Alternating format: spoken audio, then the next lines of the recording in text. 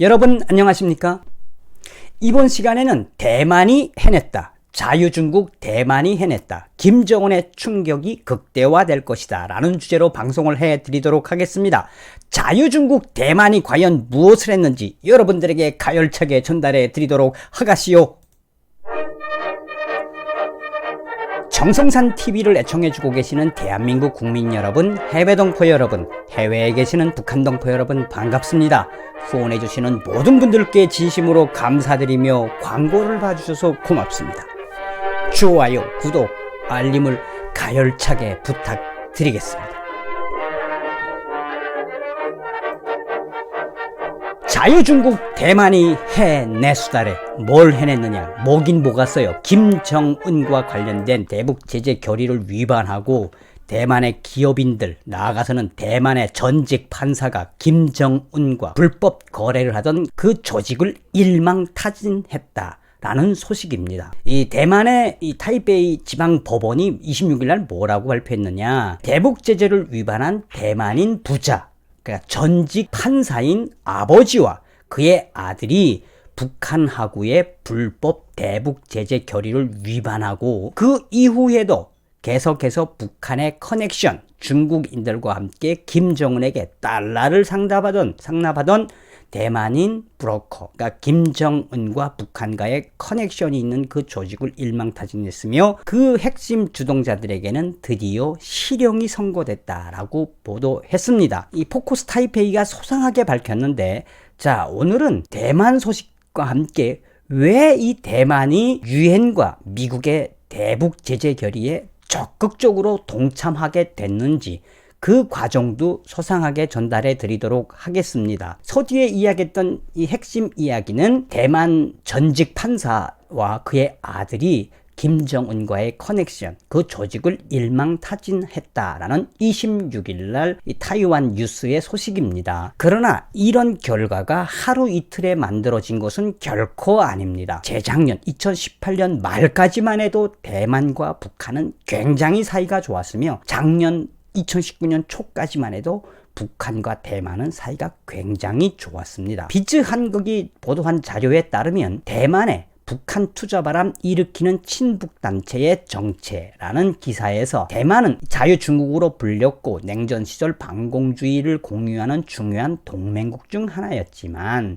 1992년 이후에 전격적으로 중국과의 이 외교 관계를 맺으면서 단결을 했다. 그래서 대만은 멀어지기 시작했는데 이 대만에 김정은 정권이 들어서서 굉장히 많은 브로커들이 움직였습니다. 이 대만 조선 비즈니스 문화 뉴스가 밝힌 이 소식은 뭐냐면 실제로 대만 언론에 따르면 타이베이시 상업회 소속의 60여 명이 북한을 방문했으며 조선 비즈니스 문화 뉴스가 깊게 관여한 것으로 알려졌다며 사실상 조선 비즈니스 문화 뉴스 대만에 있는 이거는 북한의 통일전선부와 또 국가보위성이 이 대만을 포섭하기 위한 간첩 조직입니다. 여기는 이 대만에 있는 조선 비즈니스 문화 뉴스가 깊숙이 관여돼서 타이베이시의 상업회 회원들, 그러니까 돈 있는 사람들을 김일성 김정일 기금을 내게 하고 이 추총을 했다. 이 비즈 한국은 계속해서 대만 회원들은 북한에 수억 달러의 기금을 기부하고 북한에서 최고의 귀빈으로 대접받았다며 그들은 평양, 개성, 원산, 금강산 등을 돌아봤고 2015년 김정은이 현지지도했던 평양 금컵 체육인 종합 식료 공장도 견학했다. 대만에 있는 타이베이시에 있는 상업회 소속 돈이 있는 사람들이 북한의 통일전선부의 전략과 전술에 녹아서 뭐 했다? 2018년부터 2019년 6월 달까지 북한에 수억 달러를 주면서 북한과 거래했다. 이게 작년도 6월 달 뉴스입니다. 그러니까 북한의 통일전선부와 국제적으로 외톨이가 되었던 대만이 어쩔 수 없이 북한과의 손을 잡으면서 이 교류를 할 수밖에 없는 그 틈을 김정은이가 잘 노린 거죠. 자, 대만과 북한의 이런 밀월 관계, 북한의 통일전선부의 전략으로 대만 기업인들이 김정은의 하수인으로 전락한 그것은 더 충격적인 뉴스에서 볼 수가 있습니다. 그것이 무엇이냐? 2019년 4월 8일 자유아시아방송은 북한 대만 잠수함 도입 사업 입찰에 참여했다. 대만 언론, 북한이 대만에 잠수함 판매를 시도했다라는 기사를 냈습니다. 세계에서 잠수함을 가장 많이 보유하고 있는 북한이 2019년 4월 그러니까 이제 2024년까지 대만 국제조선소에서 제조하려고 하는 잠수함 사업에 북한이 깊숙이 관여되어 있다.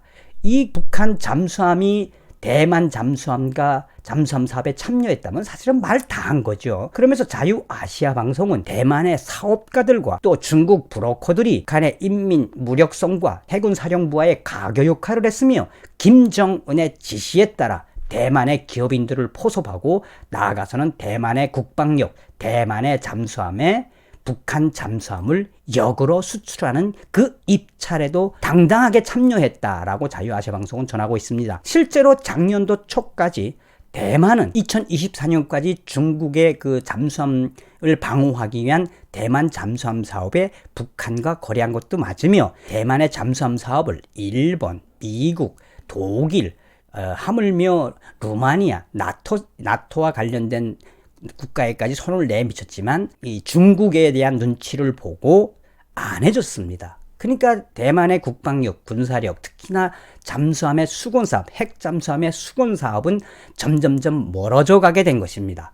여기서 우리가 차이잉원 총통의 재선을 좀 한번 이야기해야 될 것 같습니다. 잘 아시다시피 대만의 정치 풍토는 우리하고 유사한 점이 굉장히 많습니다. 1919년 대만의 국민당이라고 할 수 있는 국민당 국부라고 할 수 있는 순원 선생에 의해서 국민당이 만들어지고 그 이후에 1999년까지 국민당이 집권을 했지요. 이 순원 이후에는 장제스가 집권을 하고 사실상 대만의 국민당은 우파 우익정당이라고 해도 과언이 아니었죠. 공산주의를 반대하고 자유민주주의를 내세웠던 국민당의 붕괴는 실은 어떻게 보면 이 중국의 작전이다라고 해도 과언이 아니겠습니다. 이 1996년 대만의 총통 직선제 도입 이후에 2000년 대만의 차이잉원 총통이 있는 민진당은 정권 교체에 성공을 하게 됩니다. 대만의 민주화 세력이라고 할 수 있는 진보 세력이라고 할 수 있는 민진당 차이잉원 총통은 대선 성공에 이제 성공을 하게 되지요. 왜 이걸 강조하느냐? 이 대만의 정통파라고 할 수 있는 국민당은 친중 정책을 펼쳤으며 하나의 중국의 정책을 따랐지만 차이잉원 총통의 민진당은 하나의 중국은 없다. 우리는 반중, 반공산주의, 우리는 자유민주주의를 수호하겠다. 여기서 차이가 있는 겁니다. 이 차이잉원 총통의 군사력을 제일 먼저 도와준 사람이 바로 트럼프 행정부가 들어서서 실시했던 이 자유의 항행 작전, 또 이 생명의 항행 작전이라고 하는 것은 타이완을 동맹으로 인정을 하고 중국에다 무한한 압박을 하며 만약 중국이 타이완을 건드리면 타이완의 생명은 우리 미국의 동맹들이 지킨다라고 하는 자유의 항해, 생명의 항해를 해서 중국이 굉장히 긴장을 했지요. 그 이후에 타이완 차이잉원 총통은 친미주의 정책을 확실하게 펴서 미국과의 빅딜에 성공을 했으며 트럼프 대통령은 미국이 타이완에 22억 달러의 무기 판매를 승인했으며 잠수함과 에브라임 탱크 나가서는 지대지 미사일 그 외에 타이완의 군사력을 굉장히 많이 트럼프 행정부가 들어서서 도와줬죠. 그래서 중간에도 이야기했지만 2020년 차이잉원 총통은 1월 11일 실시했던 대만 대선에서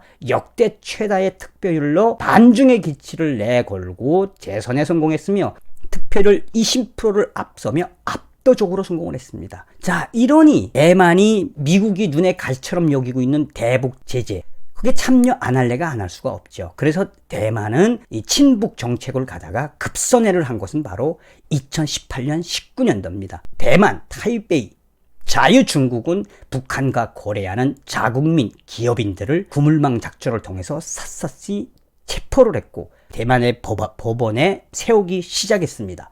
오죽했으면 북한과 거래를 하던 대만 사업가가 점점점 대만 법원과 검찰의 수사가 좁혀오고 그 압박이 심해지자 생명을 스스로 끊는 그 사태도 발생을 했던 것이 바로 작년도의 일입니다.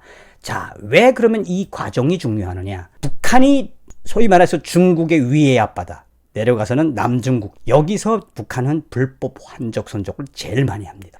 대만이 여기서 인공 항공모함, 인공 이 중간 감시자 역할을 하면은 중국과 북한의 커넥션은 굉장히 많이 끊을 수 있습니다. 그것을 본 것이며, 나아가서 트럼프 행정부는 대만을 무엇이라고 봤는가? 한마디로 인도태평양, 중국과 북한, 러시아를 쥐어잡으려고 하는 인도태평양 전략의 파트너로 본 것입니다. 그래서 대만이 북한과 거래하던 전직 판사까지 연관되어 있는 김정은 달러의 커넥션을 2018년부터 샅샅이 뒤지기 시작했습니다. 26일 대만의 타이완 뉴스는 뭐라고 이야기했느냐? 대만의 타이베이 지방법원은 26일 대북 제재를 위반하고 북한과 거래한 대만 전 고등법원, 그러니까 전 판사란 이야기예요. 전직 판사인 치앙쿠오 후아 판사와 그의 아들 치앙행에게 실형을 구형했다며, 대북 제재를 결의안을 위반하고 위반하는 대만 기업과 대만인들, 북한과 거래하는 그 모든 조직들을 일망타진할 것이라며, 중국과 손잡고 불법으로 대북 제재를 위반하는 그 조직들은 끝까지 추적하겠다. 대만 전직 고등법원 판사 출신인 치앙쿠오 후아 판사와 그의 아들 치앙행에게 실형을 선고한 것은 의미하는 바가 매우 크다고 포커스 타이완은 밝히고 있습니다. 지방법원의 관계자는 대만의 타이베이 지방법원은 전직 판사 출신인 치앙쿠오 후아 씨에게 징역 1년, 집행유예 5년, 벌금 100만 타이베이 달러, 대만 달러, 미국 달러로 33,076달러와 그의 아들 치앙행에게 각 징역 6개월에 벌금 5만 대만 달러의 실형을 구형했다라고 밝히고 있습니다. 자, 여기서 다시 한번 우리가 짚고 넘어가야 될 것은 바로 무엇이냐? 이게 어제 오늘의 것이 아니라 2018년부터 대만의 차이잉웡 총통은 북한 김정은과 거래하는 대만 기업인들을 대대적으로 추적하고 법에 세웠다는 겁니다. 이 작년도 2019년도에 나왔던 기사인데, 대만 뉴스가 뭐라고 이야기했느냐? 당시에 북한의 석탄을 베트남으로 운송한 것으로 의심되는 전 대만 판사라는 제목으로 이 앞서서 이야기했던 전 대만 고등법원 판사였던 치앙쿠오 후아 판사와 그 중국 대리인들, 또 그 조직, 그의 아들들을 이 수개월에 걸쳐서 추적을 했으며, 그들은 특수검찰팀들, 특수팀을 동원해서 70여 명의 검찰 특수팀들과 경찰들이 동원되어 북한과 불법 거래를 감행한 7개 회사 사무실과 주거지를 급습을 했다며, 그들은 북한과 석탄 4만 톤, 33억 상당을 불법 거래했다. 그러니까 이게 어제 오늘이 아니라 차이잉웡 총통이 들어서고 나서 바로 대만이 무엇으로 바꿨다?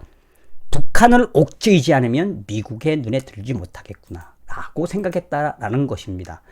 역사상 이 타이완, 대만, 자유중국이 작년도 11월 달 미국, 타이완, 북한, 중국 등 사이버 공격을 대비해서 첫 연합훈련을 한 것도 굉장히 의미하는 바가 큽니다. 자, 오늘은 대만이 또 해냈다. 김정은의 충격이 확대될 거로 예상되는 그 소식을 말씀을 해드렸습니다. 자나깨나 한미동맹, 자나깨나 반중 친미, 타이완, 자유중국 힘내라. 여러분, 다음 시간에 뵙겠습니다. 멸공.